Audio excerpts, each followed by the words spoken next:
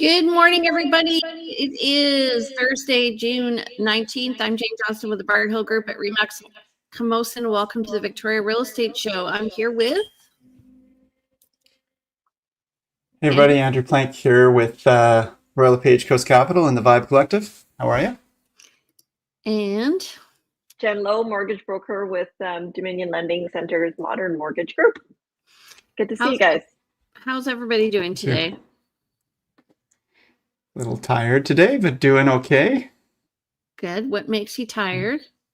Been working till midnight every night and out all days and working on weekends and just, it's been really busy. So I agree. Feeling it. Been very busy. Starting to catch up on me. Yeah. Cool. And how's business with you, Jen?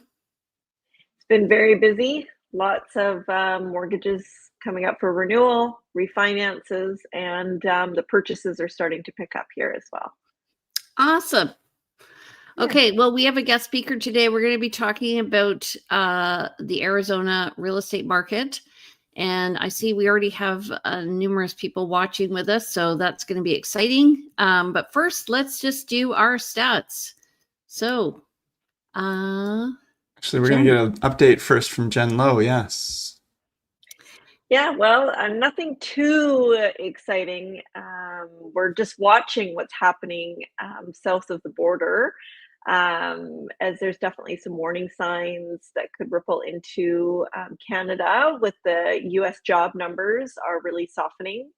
And this can have an effect on it has effect on the bond yields, which then can affect the interest rates, increase them.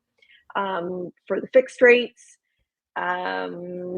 variable rates, we're hoping that there's going to be a rate reduction at the next Bank of Canada rate announcement, which is end of July. okay. Is anything that's going on in the Middle East likely to affect things?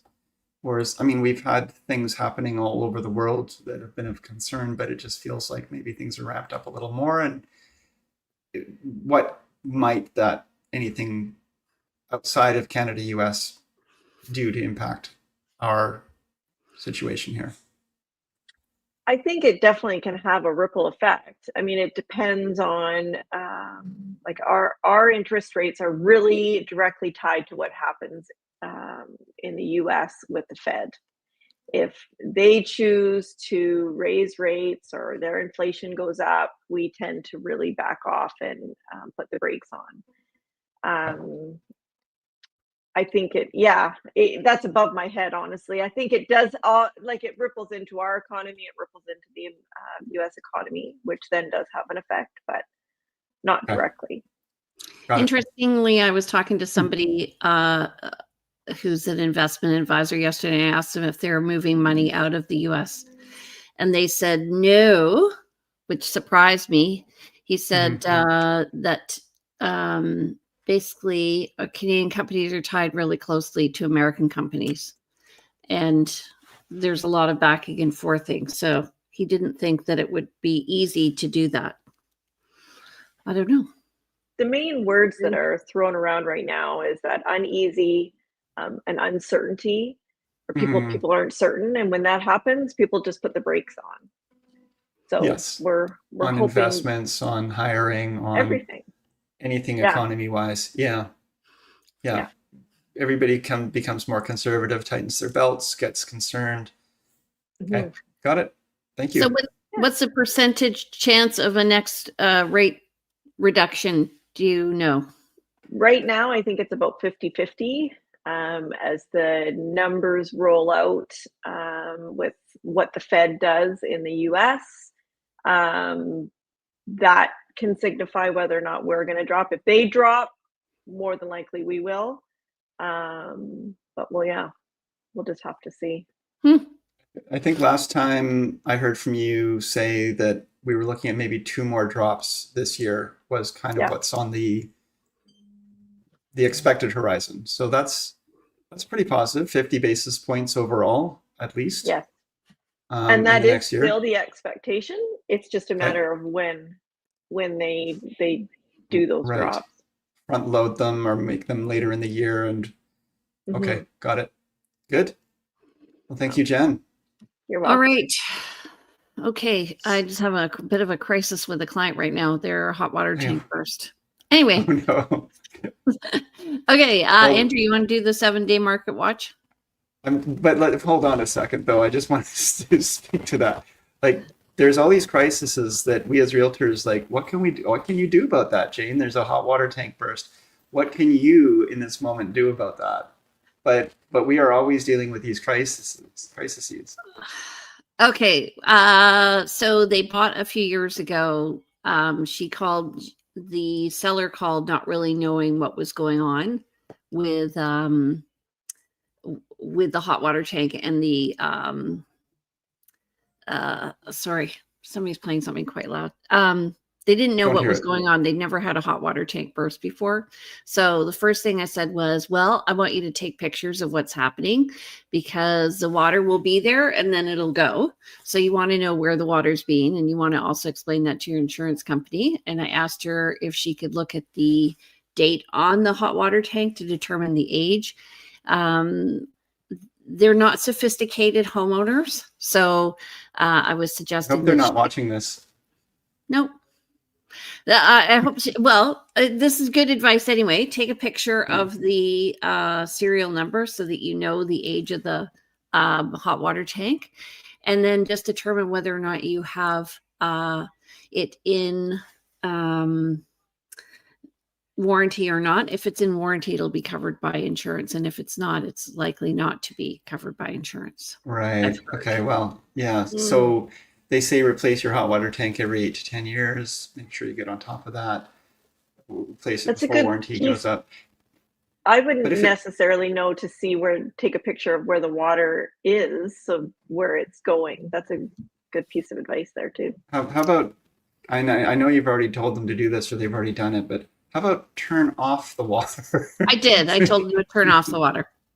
Yeah, that's like, get that water turned off. Get it turned off. Know where your main water shut off is for the entire house. Like, that's such an important thing to know for any kind of leak, because when something happens and you're panicking and you can't get to it, you got to get down and do that. Okay, sorry to sideshow this, but I just felt like that was something that we should probably just jump. Yes, I often get calls like that after sales, like this is years later. Anyway, okay, go ahead. Right. So this is our 7-day market watch updates. What we're looking at here is what's happened this week versus last. So this week we've had 348 new listings come online versus 394 the week before. So a little bit less in terms of inventory coming online. Also a little bit less in terms of properties pending, 182 versus 212 the week before. Few less price decreases. I mean, they're pretty much on par, 219 versus 222 the week before. And then 52 properties expired, so a little more than the week before, which was 43. So less new listings, less sales, a little bit less in price decreases, but virtually the same. A little more expiring kind of suggests, I've been what are we at? 3,700 listings on the market right now, somewhere plus or minus. Been predicting maybe getting up to 4,000 by end of summer. But then Jen and I are both experiencing quite busy times, and I'm sure you are too, Jane. So maybe we're going to start seeing inventory coming down. But well, this interests me because the inventory is coming down, but the pending is coming down as well. We'll see what the ratios are. But the fact that the price decreases are remaining steady says to me, people are saying we have a runway of a market between March and I would say the end of September. And when we get to June, we're halfway through that. So we really need to just sort of be aware that the runway for the good market is coming to a close. And so some people are like, let's get this place sold. If you want this place sold this year, let's start working on this and let's get serious. So I always Mhm. look at the range of comparables and figure out where we are in the range and where the activity is happening. And so Yeah. that's where the price decreases happen. If you're not getting the showing, it's probably either a marketing or a price issue. Marketing or price and combination of. Yeah, that runway you talk about, it's interesting because the further we get into the year, the more conversations we start to have about, well, the seller saying, well, I think I might wait till next spring now. I think I'll Yeah. just wait till next spring. I'm not going to try for this now. Which I is think why if you want a deal, you want to really go at the end of the year because those people are really motivated to sell. the people who are choosing to sell rather than wait. Although I always suggest, I mean, again, you and I may differ on this, but I always say there's no better time than the present. If you want to sell, then now's the time to sell. You don't know what the future is going to hold. We've all seen property values go up and we've seen them go down. So who knows what happens next spring? Yep, exactly. Yeah. There's less competition in the fall, so there's an argument either way. Yeah, there's always an argument either way. So our ratio is pretty consistent here. List to sell, 52.3% of properties listing versus selling versus 53.81 the week before. So we're slightly down, but pretty close. Nothing dramatically changed here. Yeah, just the price decreases. All right. So we're looking. Yes. So is that signifying a buyer's market or a balanced market? I think we're in a buyer's market. Yeah, I do too. What did you say? Balanced. Well, we were having a discussion at an event on Tuesday, and there was a couple of brokers who were saying that, oh no, we're in a balanced market, and I was kind of like, I kind of feel like it's a buyer's market given the amount of properties available. It really depends. Okay. It depends on the area that you're selling. It depends on the price range that you're in. There are all these micro markets. So you generally, statistically, we're in a balanced market, but I think I'm finding sellers are coming to terms with pricing. Outside of the statistics, you guys, the seller's market we experienced, just during COVID times, and we've experienced in the past where properties list, they immediately sell to multiple offers. Buyers are out there sometimes writing up to 10 offers, losing out before either giving up or going crazy and making an unconditional offer well above asking price and helping to bump the market up and buying. That was a seller's market to an extreme. But a buyer's market to me is, buyers truly have a lot of choice. They can really dictate all of the terms. They've got a lot of sellers are on market for a very, very long period of time and things are not really selling. That's sort of the other side of the spectrum, extreme. I don't feel like we're getting there I don't think we're there yet. I still think we're balanced. And I've said this before, but on the buyer side of balanced, but I don't think we're blood in the water buyer's market. Ooh, that's terrible. But anyway, it's when a buyer can come to you and say, you know what, if we don't want your place, we're just going to go after another. That's a buyer's market. That to me, that's balanced. That's balanced. Oh. It's somebody offers a reasonable property for sale. There's a reasonable chance of it selling. I still think that's the case. A buyer offers a reasonable price and there's a reasonable chance of it being accepted. All of that, the buyers have choice. That's to be expected. I don't think this is I think we've just been so used to markets where things snapped up and sold so quickly. This feels like a buyer's market by comparison, but it's really feels more balanced to me. Okay. Yeah. Anyway, that's good. That's the quickest way to end an argument. Disagree. Yeah. Okay.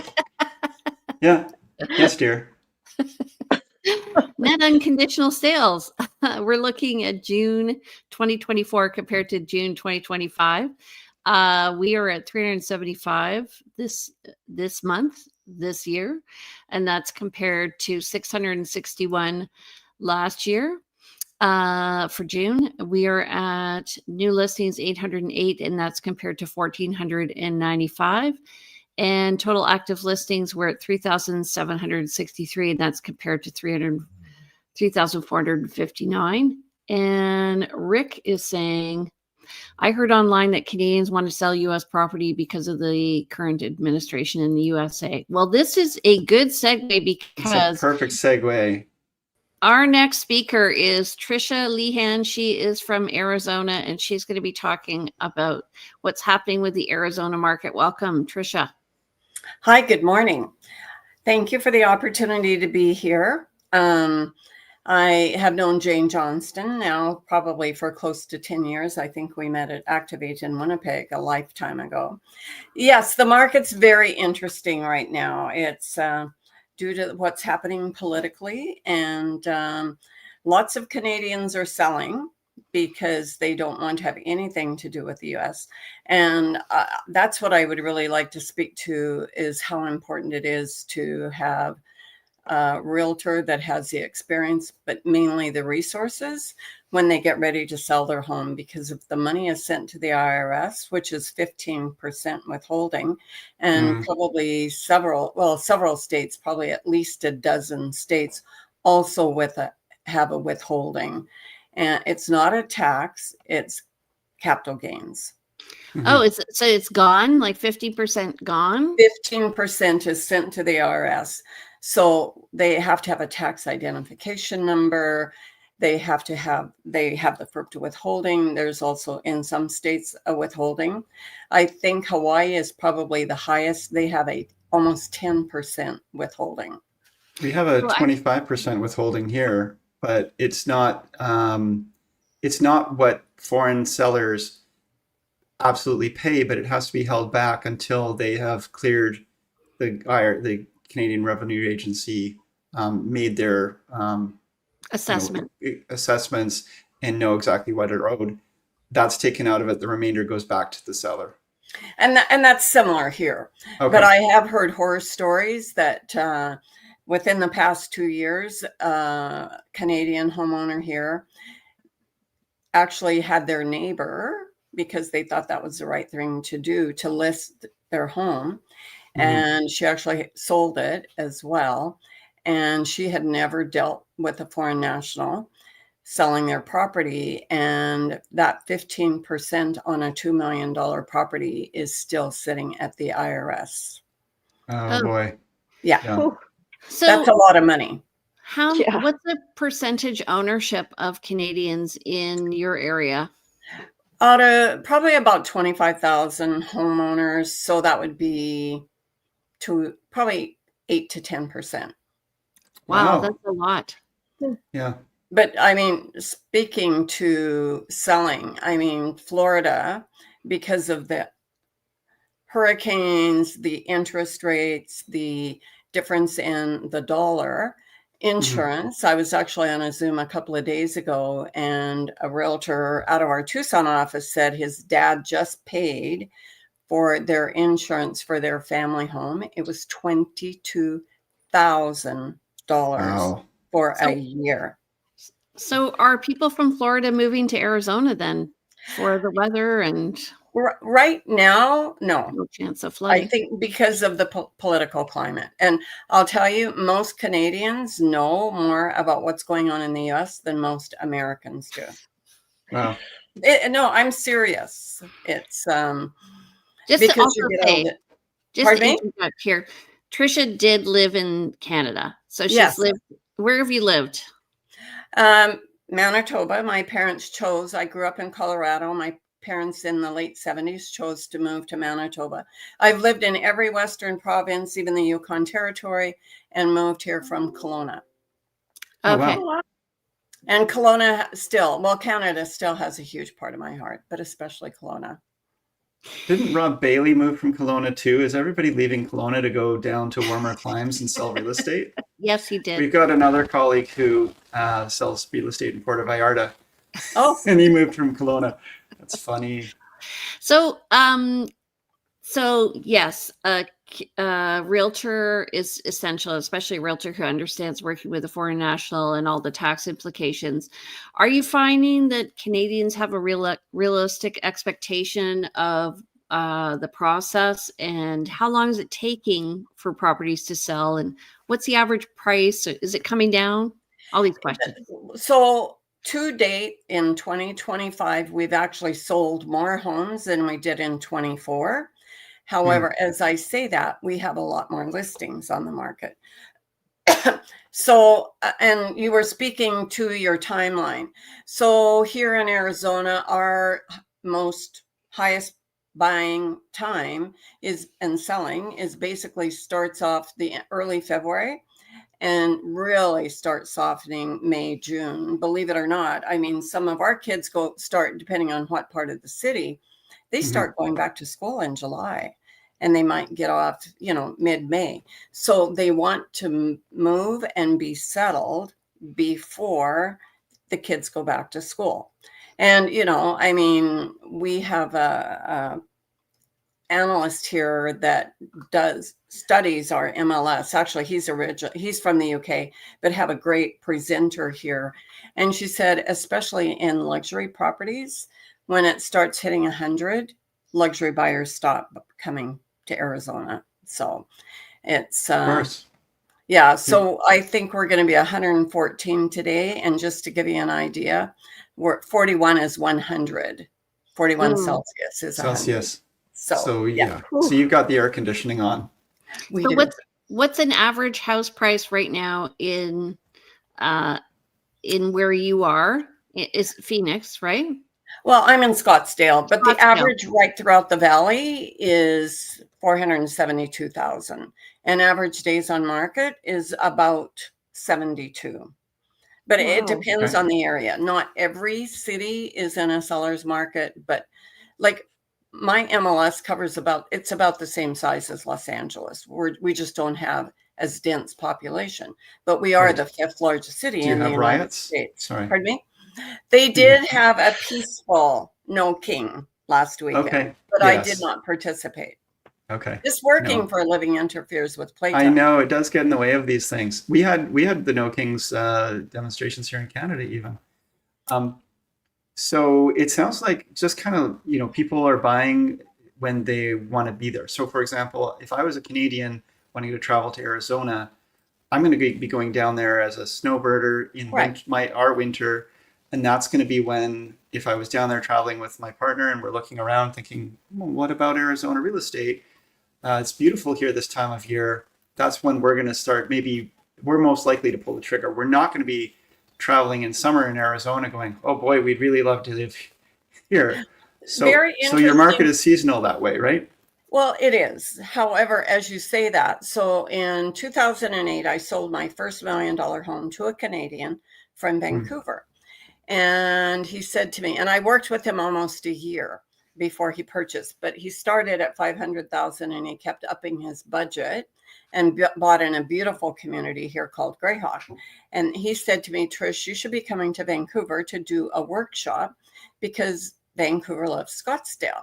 So I was going to Winnipeg that summer for a family vacation. So I said to my late husband, I think I'd like to do a workshop in Vancouver or Winnipeg as a dress rehearsal for Vancouver.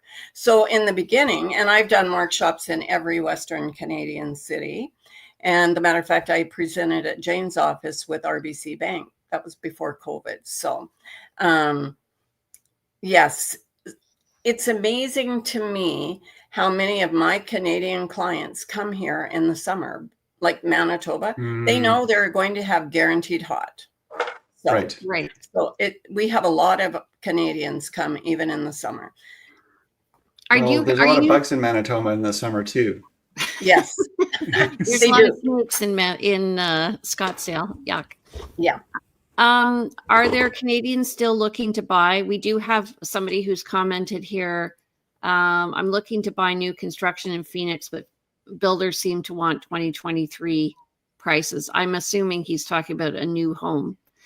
New construction right now is one of the best opportunities to purchase. And I will talk a little bit more about our growth. we don't have natural disasters in the valley. They're building a $25 billion Taiwanese $100 billion Taiwanese semiconductor plant. And the reason we are getting that plant is because we don't have natural disasters. We actually, through our global committee last fall, had a commercial presenter speak to us, and he said he asked why. And I said, because we don't have natural disasters. And he sort of continued that story, saying he had been out in California a couple of weeks before he presented. He said there was a shake. It was enough of a shake that they could not have a semiconductor plant in California. So our growth for investment opportunities is incredible. But a lot of the reasons Canadians are selling as well, and our insurance has gone up probably from about $2,200 a year on an average home to $2,800, but minimal in comparison to a lot of the states that Canadians do buy in. I mean, I was shocked when I heard that 22,000, but in a lot of situations, they can't even get insurance. So, I mean, that's very risky. So, but plus, the Canadian dollar, a lot of Canadians purchased their homes pretty well when we had the foreclosure short sales. Like I sold some $60,000 homes in the outlying areas that were foreclosures and short sales that you can't touch today for less than $350,000. So as I say that, the Canadian dollar was almost at par. And when Trump announced the tariffs, the Canadian dollar went to $1.38. So, and I think it's been averaging just under $1.35 up to about $1.37. So every dollar they spend, that's $1.35 that they have to spend. So I'm sure it's prohibitive for a lot of people to be able to maintain that growth. Yeah, 30% extra. Yeah. And if it was bought as an investment and you're thinking about, what's my off ramp? When do I choose to sell off my investment in the United States? Now is probably a good time for that, considering the different exchange rates. It is. Yeah. And I actually have clients from northern Vancouver Island that were originally had a home in Edmonton. They moved to Vancouver Island and they had a condominium here. And they sold it during COVID, and I helped them buy new construction just by being on Zoom. And her question to me before they left in the spring and into March, do you think that the border will get closed? I said, honestly, I don't think anybody knows what might happen.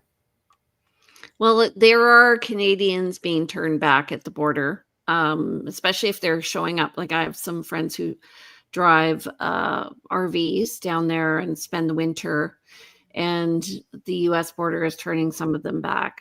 Really? Wow. I mean, I'm sure that's always happened. I mean, like the question becomes, is it happening more? I know that whenever there's something in the news that catches the news cycle's attention, then it's we start to see it all. Yeah. So I don't know what the numbers are in terms of increase. I'm sure anecdotally it has. And I'm sure nobody really, a lot of Canadians, myself included, are just choosing not, choosing, if given the choice, not going down to the States. Yeah. Or maybe if they're going down, they're choosing to rent rather than purchase, maybe. Well, as you say that, Jane, and you had mentioned that in our email, I think probably what is an amazing opportunity is for clients that have Canadians that have great equity in their property. It is a good time to look at selling because they're getting the growth in the value of the property, sometimes up to 10 times of the value, maybe not 10, but 6 to 8. And then the difference in the Canadian dollar. I mean, but that is also part of the withholding. So, and when I sell a property to a Canadian, I always tell him, I've built a spreadsheet for you. I'm going to email it to you. I give them a folder and I said, track every expense you have, because when you go to sell your property, you'll be Right. glad you have that documentation. Every dollar that you've spent towards the home, you're going to get back, or at least Yes. you're not going to lose out because you're able to account for it. So And- what does a $450,000 an average home you were saying? For yeah, in the 450 between 450 and 500. So that's What does like that look like? 100. Yeah, what does that look like? Well, it depends on the area. In Scottsdale, our average home price is just over 1.2 million. But actually, Scottsdale, Arizona was rated #1 for luxury home buyers in the United States just within the last month. And even though our average price here is higher than a lot of areas, it's much more affordable than California. So a $450,000 home, 450 to 500, would be in the outlying areas probably. And I sort of use Sky Harbor Airport as the center. You're probably 45 minutes to an hour from Sky Harbor Airport, but it would be newer because it's in the outlying communities. 3 bedrooms, 2 baths. Some homes might have a pool and a 2-car garage, and newer, at least probably built in 2010, sort of when that whole foreclosure short sale scenario started happening. Are any Americans leaving Scottsdale for They are. As Canada? a matter of fact, I stopped by clients over the weekend, and they know doctors that are moving to Vancouver because they don't feel they're being treated right. So, and I'm sure there will be more, but I have no idea how that could even be tracked. Right. There is talk of the brain drain and the talent drains as people are choosing to leave. Absolutely. Yeah. Very much like the book Atlas Shrugged back in the day, but anyway, that's a whole other. So that word respect, Yeah. RESPECT, I Yeah. don't think we're seeing much of that all around the world right now, especially Right. starting from the United States. Jen, Right. do you have any questions? Well, I'd like to go back to when you mentioned that 15% withholding. So, like on a $450,000 home, that's like $67,500 Yes. that's held back from the sale, and Canadians would have to wait like approximately how long to receive that amount of money? So it used to be when I started working and selling with Canadians, you could file what's called an 8288. But one of the biggest things that they have to do is get a tax identification number. And if people have had properties here as an investment, they already have a tax ID number. But if they're just selling, if they've used it for their own personal use, they wouldn't have a tax ID number. So back starting probably in 10, 11 up to COVID, they could file what's called an 8288. But the FERPTA company, accounting firm, have to submit, they're the ones that file for the tax ID number. People can do it, but it's very complicated. So that money, when it's sent to the IRS, they used to be able to apply for it, and within 6 months, let's say if they sold their home in January, probably by the fall at the latest, they would have the difference in their withholding back. So since COVID, now it's not that way at all. So if you sold your house in January, you would file your taxes with the IRS here, and then after that, you would get your money back. What is the actual capital gain charge? So, I mean, the withholding tax is what's withheld while they calculate the capital gains, but what does it cost a Canadian to sell when it comes time to sell? Oh, good question. Like, what's your commission on? Okay. We're not supposed to ask that, but what Outside of commission, what are the other So costs of it's selling? probably about 6 bananas. 3 bananas for the listing agent and 3 bananas for the Americans will use anything but the metric system. So yeah, it's but again, I mean, and I'm on different chat groups and stuff. I see Canada's very seriously thinking about going to the buyer's agent. And when it came effective last August here, I was very nervous about it because Arizona is not one of the states that you had to have that identified to represent a buyer. So, but I have found, and because we are in a buyer's market, I have not had any issues of getting my commission from the seller still to this day. But I mean, when it first hit, because the biggest thing is what commission is being paid is not in MLS when you pull up a listing. And so in the very beginning, I called realtors, the listing agents, and said, are you paying a commission and what is it? Well, I don't do that anymore at all. I just go ahead, I write the contract, and we have a seller addendum that the sellers agree to pay that commission. Of course, it's always negotiable as it always has been. This is a conversation, a fulsome conversation perhaps for another day, although getting into commission discussions is also fraught with danger. But it is.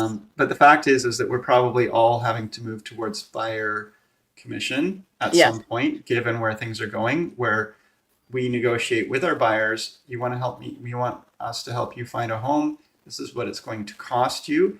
If the seller is offering anything, we'll take it out of what you're paying us. And at the end of the day, there's clarity for everyone. But I want to go back a couple steps. So outside of the commission, there's the withholding tax. What does it cost someone after IRS gives them back the remainder? What is the capital? Upwards of 8 to 9% of the sales price. Okay. Yeah. Okay. And we have title companies here instead of lawyers. They do all of the research and information, and it's the title company that actually looks after that documentation. Yeah. So, and here's something. Sorry.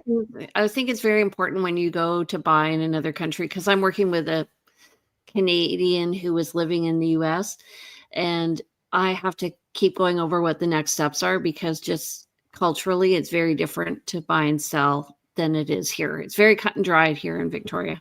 Jen? It is. One other question. Property taxes. What are property taxes like on a $450,000? Probably 8 to 10,000 a year, depending on the area. Wow. That's way more than it is here. Yeah. Okay. Yeah, that's a fair bit. But we don't have we don't have a GST tax here.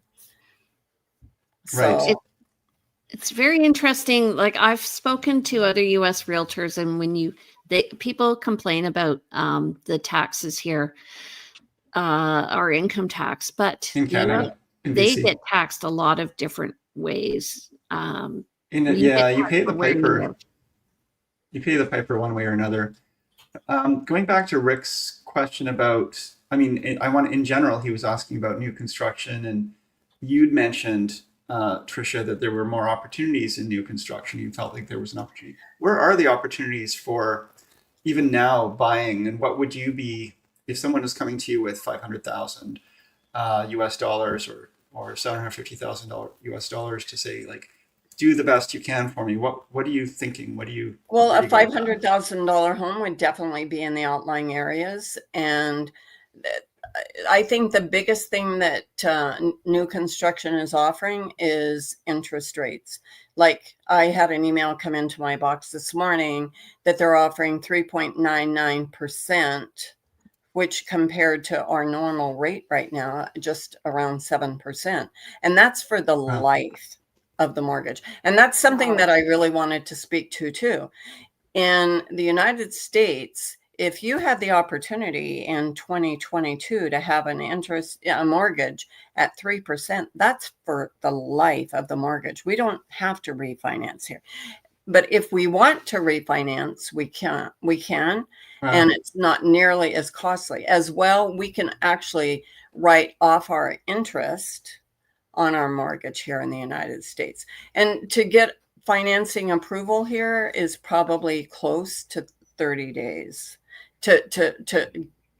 We can get it approved, but for closing, you write your contract today, you wouldn't, most likely. In some situations, I have had a closing in 21 days with financing, but of course here the home has to appraise as well. So I think with what we went through with the commission and everything, so even the appraisers now, they have to phone the seller's agent and find out what commission was paid, opposed to it just Right. being MLS.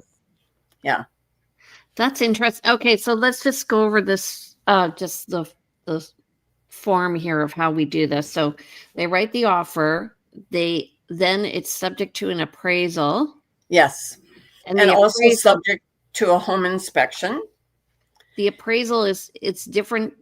Is it different than financing? Because the financing would qualify the buyer, the appraisal qualifies the house. Basically, yeah, totally right. It's here it's the bank that gets the appraisal. Yes, same here. Yes. Okay. But it used to be during the whole short sale foreclosure. I mean, that's why it was so crooked, is they were selecting specific appraisers. Now it's put into a giant box, and whoever you get appointed to do that appraisal does the appraisal.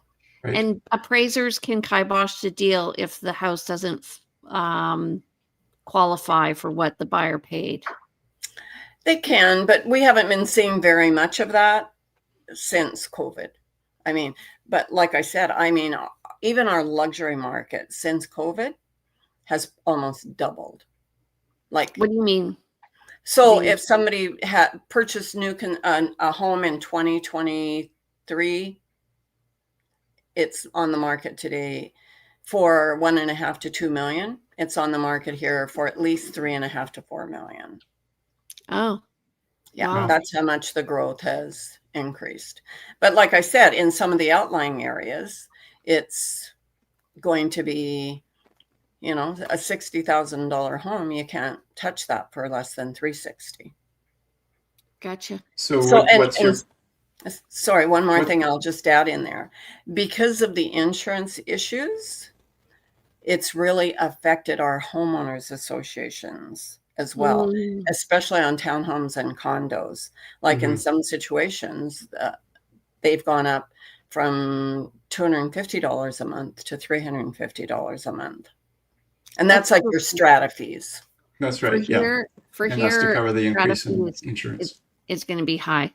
Mhm. A condo, going you up here can get a too. condo for $450 here, and you're going to pay between like probably $400 to $600 in strata fees easily. So when I hear, in Scottsdale, 1.25 million for the average home, that's US dollars. And, and some people listening to this might say, oh, that's a lot of money. Others might say that's not a lot of money. And certainly for those outlying areas relative to Victoria, that's a lot less money than you would pay for a home here. But I think the real question becomes, and when you were talking, you could have bought a home for $60,000 when things were underwater. But I'm always more curious about where are things going. Like if like $1 million today might seem like a lot, but tomorrow, or let's say next year or 5 years from now, when it's 2 million or 5 million, that's going to seem cheap again. So, oh my gosh, I wish I'd paid that money back then. What are you still seeing an upwards trajectory, even though we're talking about Canadians leaving and selling off, but that's a small percentage of the marketplace. It is. And you're talking about the Taiwanese semiconductor factory being built and, infrastructure and investment coming in. You sound like you're bullish on the future and positive about where things are going. Absolutely. What's your take on this? Well, it's not just the Taiwanese semiconductor plant. There's another $60 billion being invested in the valley just of plants to support that Taiwanese semiconductor plant. They're building the largest Honor Health right here in Scottsdale. I mean, honestly, in my business journal email every day, there's new announcements as to what's coming to Arizona. And even though we do have hot, it's still a very, very, very desirable place to have a home. And I honestly, I don't see our prices dropping in any way significantly at all. But I think the growth will continue to be huge. Thank you. All right. Well, I think that is a good way to end today's show. If you guys have anybody who may be interested in this, please share it. Don't forget to like and subscribe to us on YouTube and Facebook. And thanks, Rick, for commenting on our show today. We appreciate that. Share this out to your friends. In the meantime, Trisha, how do people get in touch with you? My phone number is 602-689-9977, and my email is Trisha@Arizona Canadian Connection, and they can scan my card, and that will download my information for them. And my Instagram is Trisha@ChooseAZHomes. Okay, it's ArizonaCanadianConnection.com, right? Yes. Okay. Andrew, how do people reach you? You can reach me at andrewplank.com, email info@andrewplank.com, or call text at 250-360-6106. But don't send me a WhatsApp, as Jane knows I won't get back to you. I did this morning. Jen, how do people reach you? I am at 250-217-4925. Email is jen@jenlo.ca, and my website is jenlo.ca. And you're on Instagram as? JLo Mortgage Broker. Okay. And I'm Jane Johnston. I'm with the Briar Hill Group at Remax Camosun. My number is 250-744-0775. My email is jane@briarhillgroup.com. Although actually a better one's briarhillgroup@gmail.com.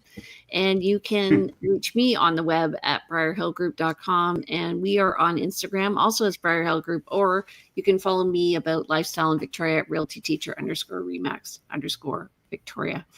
Thanks, everybody. We'll see you next Thursday at 9:30. Have a great day. Take care. Thanks, Trisha. Thanks, Jane and Jen. See you guys next week. See you next week.